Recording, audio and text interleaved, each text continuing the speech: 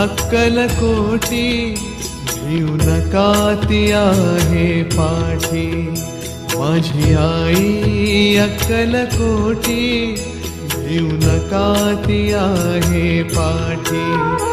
जीव भी भक्तांसाठी, जीव भी भक्तांसाठी तिचे नाम घेऊया ओठी। माझी आई अक्कलकोटी भिऊ नका ती आहे पाठी।